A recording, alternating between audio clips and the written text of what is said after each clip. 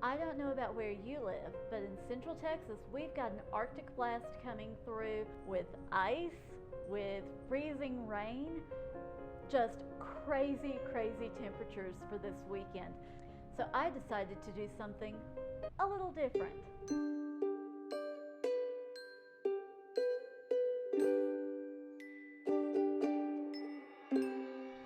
Thanks for joining me today on Susan's Cozy Kitchen. I'm making pimento cheese. This is a quick, easy recipe. If you enjoy the pimento cheese or pimento cheese spread that you get at the store, you are really in for a treat if you have homemade. And it's so easy to do. You can use different cheeses. My personal favorite blend is extra sharp cheddar along with some Colby Jack. I like the creaminess of the Colby Jack, and I like the tang of the cheddar. I have 4 ounces of each that I'm going to shred using this. One little trick, I like to pop it in the freezer for a little bit so that it gets really cold, and that makes it easier to shred. And that's an especially good trick to note if you want to use Velveeta.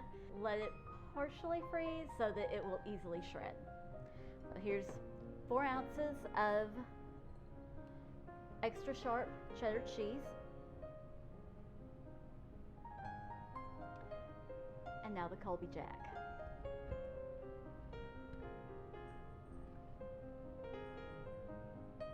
And here's my 4 ounces of Colby Jack shredded. Cheese is in the bowl. Next up, onion. And I have just a tiny bit of onion. I'll have about a tablespoon of onion, and it's going to be into tiny, tiny pieces because I'm using my Pampered Chef chopper. So here we go. So I minced that up really well with the chopper. Now I'll have onion flavor throughout the pimento cheese without having a lot of onion in it. When you make pimento cheese, you have to have pimentos. I use the small jar of pimentos, and I like to drain part of the water out of them because I don't want my pimento cheese to be wet. So I'm going to step over here and drain these, and then I will pop them in. So the drained pimentos. Next, mayo. For me, the mayo is just something to hold it all together. I don't want there to be so much mayonnaise in there that that's all I taste, but yet I don't want there to be so little that everything is falling apart. So just enough mayo to hold it all together. I'm going to start with about a 1/4 cup of mayo, and I'll mix that in. This is one of those recipes that I just sort of eye it, and once it's the consistency that I like, then I stop. Wow, it's a lot of pimento. That little bitty jar has a lot of pimentos in it. The next thing to add to mine, black pepper. And I don't add a lot, just a few grinds, and that's sufficient. Mix that in. I'm still debating on whether or not I have enough mayo in here. I think I need just a touch more. I'm going to add just a little bit more. It'll probably bring it up to about 1/3 of a cup of mayo. So just another small spoon, and stir this in. That looks better, it's creamier now.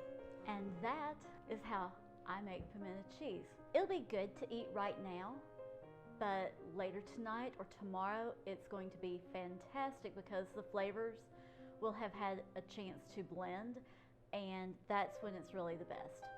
My favorite way to eat it is to put it between a couple of slices of homemade bread, a couple of slices of crisp bacon, and grill it and make a grilled bacon and pimento cheese sandwich.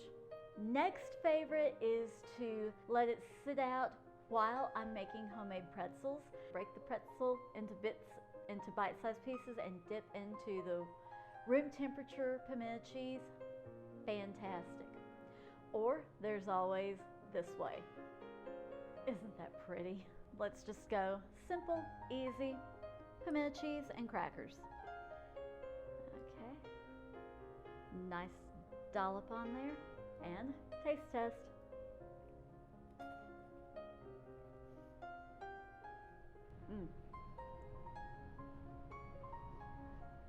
It's nice and cheesy, makes a great snack, makes a great lunch. It's perfect for summertime, also great in the wintertime when you're wishing it was summer again. As always, the full recipe is in the description box below. If you enjoyed today's video, please be sure and give it a big thumbs up. If you've not already, please do subscribe. I'd really appreciate it. While you're there, if you haven't, hit that notification bell so that you find out every time I upload a new video to YouTube. Thanks for watching. God bless.